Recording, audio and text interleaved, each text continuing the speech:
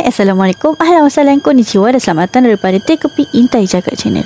Nama aku I dan kisah benar seram malam ini bertajuk Pantai.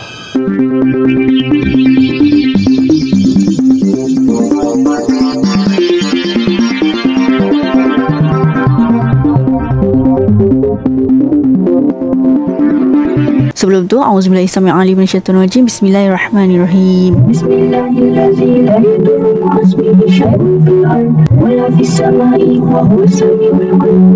Okey, kisah benar seram malam ini terjadi pada abang aku sendiri beberapa hari yang lepas, iaitu pada public holiday Deepawali 23 ke 24 hari bulan 10 2022. Kisah bermula apabila abang aku pergi Perak untuk pergi wedding kawan dia.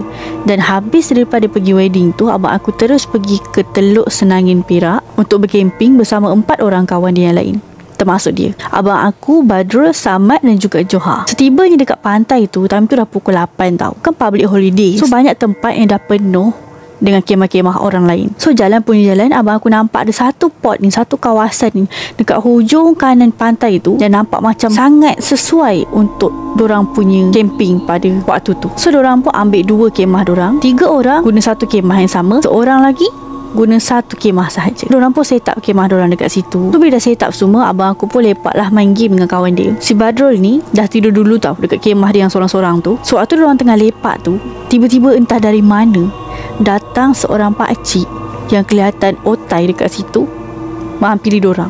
Tiba-tiba je datang dekat dorang, lepas tu cakap macam ni, "Assalamualaikum, maaf cakap lah ya. Sebenarnya pakcik tak nak cakap, tapi pakcik kena cakap. Boleh tak kamu semua pindah kemah kamu dekat tempat lain? Sebabnya tempat ni adalah sempadan antara alam kita dengan alam raib. Kalau boleh tak naklah apa-apa yang tak baik terjadi nanti." Pakcik tu cakap macam tu out of nowhere, tak ada pada mana kan. Semua orang dengar lah, kecuali si Badrul lah, sebab Badrul tengah tidur kan. Diorang pun start lah kemas balik, walaupun baru je set up kemah-kemah dan alat-alat diorang dekat situ. Time tu abang aku tanya dekat kawan yang lain, betul ke pakcik tu orang? Cakap macam tu tau. Sebabnya pakcik tu datang tiba-tiba je, tak tahu datang daripada mana. Semua jadi ada hikmah, sebab atas tu memang tak ada orang dan memang sangat lapang dan sesuai untuk dorang. Tapi bila pakcik tu dah cakap macam tu, kita kenalah turun cari tempat lain. So bila dah turun bawah, tiba-tiba ada lagi nampak pakcik yang sama lalu. Johar cakap dengan abang aku, tu bukan pakcik tadi ke? Lepas tu pakcik tu pun dalam masa sama ternampak abang aku dan kawan dia tengah set up kemah. Sebenarnya waktu dorang dah kemas barang untuk turun ke bawah tu, time abang aku kejut si Badrul ni untuk bangun dan kemas barang dia, dia macam merungut jugalah sebabnya orang tengah penat. So kita kacau, so memang tak habis perasaan tu. So waktu kali kedua diorang nampak pakcik tu, si Badrul ni tanyalah pakcik tu, kat sini okey ke pakcik? Dia tanya macam tu. Sebenarnya dia tanya tu dalam nada perli lah, tapi sebab pakcik tu tak fikir apa-apa dan mungkin dia tak nak pun fikir apa-apa dan dia memang baik, dia cakap je lah, okey, kat sini okey, tak ada masalah. Kamu yang dekat atas tadi tu dah turun? So diorang pun macam Ya pakcik. Dah dapat green light.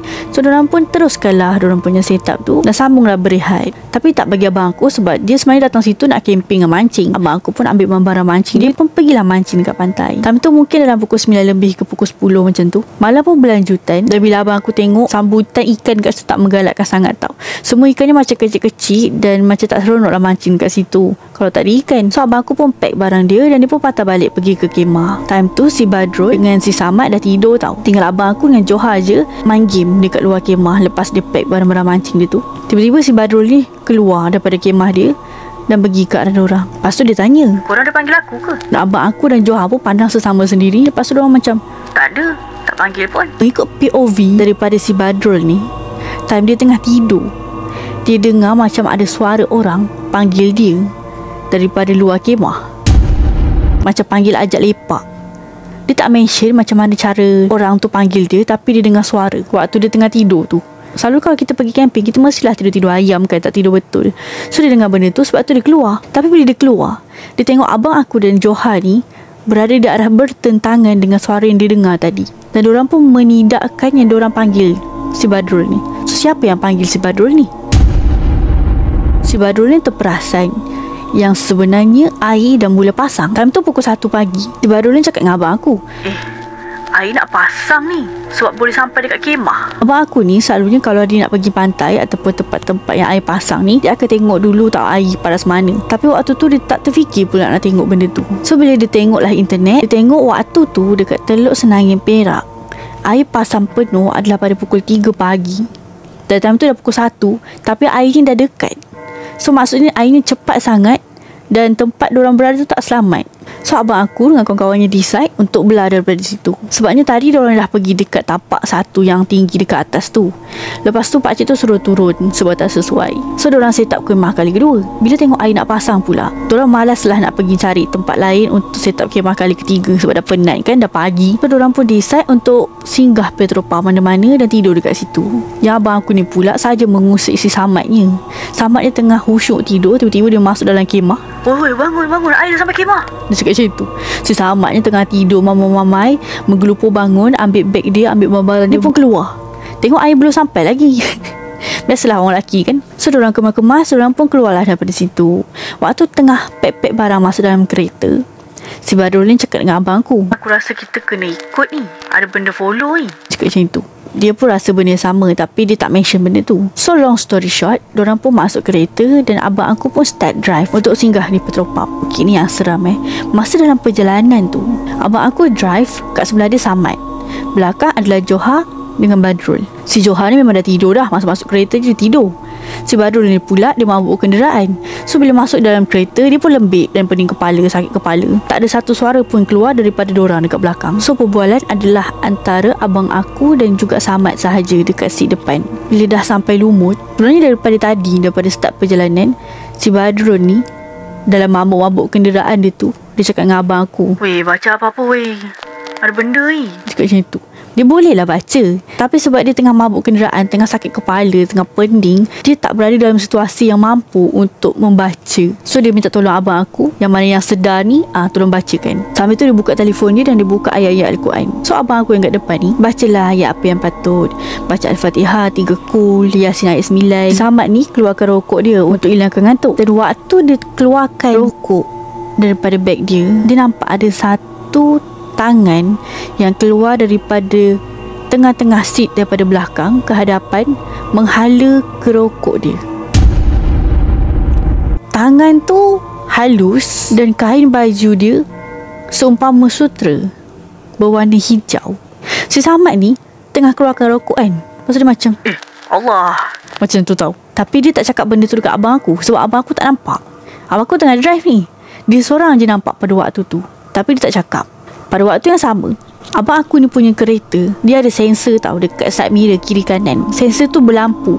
Kiranya kalau ada kereta ataupun motor daripada kiri kanan abang aku yang dekat dengan kereta, lampu tu akan menyala. Dan sepanjang perjalanan tu, time tu dekat Lumut side mirror belah abang aku, sensor dia asyik menyala je sepanjang perjalanan tu. Dan waktu tu abang aku bawa 80 per hour tau. Jalan waktu tu memang lengang. Kiri kanan depan belakang tak ada orang, tapi lampu dekat sebelah abang aku menyala je, tak stop-stop. Abang aku tengah bawa kereta ni, abang aku macam, weh, dekat sebelah aku weh, menyala je dari tadi ni lampu ni. Abang aku cakap macam tu. Tapi abang aku tak nak takutkan Samat. Dalam masa sama, Samat pun tak nak beritahu abang aku pasal tangan tu. Diorang borak-borak dan juga baca apa yang patut untuk hilangkan ketakutan. Sehinggalah diorang nampak signboard Sahabat Bernam Skincare. Abang aku sebenarnya nak singgah Shell sebab dia nak beli. Sekarang ni tengah ada promotion Shell buat kereta kontrol, dia jual kalau isi minyak lebih RM50. So abang aku memang nak kumpul kereta-kereta dia tu. So dia nak singgah Shell. Tengah-tengah kena kacau dengan benda pun, dia nak juga kereta kontrol tu. So time dia nak pergi dekat Shell tu, diorang masih sebenarnya kena kacau. Sebelum tu, waktu abang aku tengah buka map untuk tengok keadaan balik, map tunjuk jalan mati. Saya ada destination lagi kat situ. Bila abang aku zoom, abang aku tengok memang ada jalan mati, tak ada jalan. Lepas tu waktu abang aku sampai dekat tempat yang hampir jalan mati tu, dekat celah-celah rumah orang mana entah, ada anjing ni tiba-tiba menyalak dengan kuat dekat kereta abang aku. Lepas tu bila abang aku baca-baca sikit, abang aku set up balik map tu dan baru ditunjuk ke arah yang betul. Abang aku nampak beberapa kelibat di kiri kanan kereta sepanjang perjalanan tu, tapi tak jelas lah, dia cuma kelibat. Dan memang lampu sensor dekat sebelah abang aku tu memang asyik menyala je.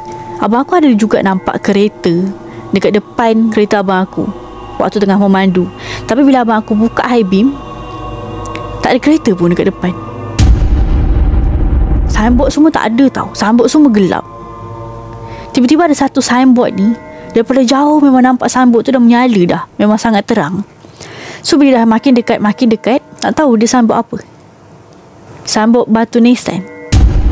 So bila korang nampak signboard Batu Nisan, korang tahulah yang sebenarnya berdekatan dekat situ adalah kubur.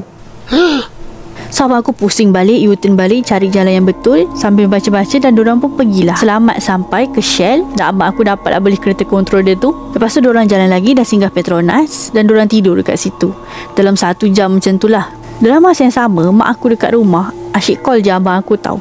Sebab time mak aku tidur, mak aku macam mimpi, mak aku macam dapat gambaran yang abang aku tengah dalam kesusahan, macam ada benda yang ikut, macam tu. On the way balik tu, baru abang aku teringat yang tempat first tadi yang diorang bertapak, yang pakcik tu suruh pindah tu, ada satu busut, macam nampak busut. Abang aku cakap macam busut, macam tungkul kayu, tapi macam ada semut-semut dekat situ, ada macam busut lah kiranya.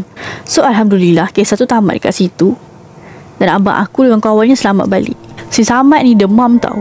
Sebelum pergi lagi dia memang dah tak sihat sangat, tapi lelaki kan lasak, so diorang pergi je lah. Despite diorang demam ke tak demam kan. So bila balik ni, lepas dia dah nampak tangan, lepas dah kena kacau dengan benda-benda pelik dalam kereta, makin demam lah dia. Alhamdulillah lah, tak ada apa-apa kemalangan jiwa yang dilaporkan terjadi, dan diorang selamat sampai. So weekend ni abang aku nak repeat lagi pergi camping. Aku tak tahu dekat mana, mungkin dekat air terjun. Aku tak tahulah, Sungai Kedundung tu pun banyak kali dah terjadi kisah yang pelik-pelik yang membuatkan aku masuk dalam channel ni. Semuanya daripada abang aku juga. So aku harap korang doakanlah abang aku dan kawan-kawan dia supaya tak ada apa-apa lagi terjadi pada kali ni. Terima kasih kepada sesiapa yang tonton daripada awal sampai akhir, dan kalau boleh tengoklah daripada awal sampai akhir supaya korang boleh faham cerita yang aku sampaikan. Aku minta maaf kalau ada apa-apa ayat aku yang membuatkan video ni jadi tak sedap untuk didengar, sebab yang baik itu datang daripada Allah dan yang kurang baik itu datang daripada aku sendiri. Aku minta maaf kalau video kali ni nampak macam aku tak bersemangat sangat cerita, sebab aku sebenarnya dah lama nak rekod. Dah beberapa hari dah aku tahan, tapi setiap kali aku nak rekod mesti aku sakit perut lah. Ada je something yang tak kena. So atau aku tengah rekod ni pun aku macam tak fokus tau. Aku macam lost. Aku tak tahu lah kalau korang perasan ke tak, tapi aku rasa macam tu. Waktu aku rekod aku rasa macam lost. Aku rasa macam aku tak tahu lah. Tapi aku harap korang faham lah, sebab aku tak selalunya macam ni. Kalau apa-apa korang tak faham, korang boleh komen kat bawah dan aku akan cuba explain apa yang aku mampu berkaitan dengan video ni lah, kalau korang ada nak tanya. Terima kasih banyak kepada sudi yang menonton. Jangan lupa like, komen, share dan subscribe. Take a peek, intai jagat wujudnya memanggil curiga. Assalamualaikum. أعوذ بكلمات الله التامة من كل شيطان وهم ومن كل عين لامة.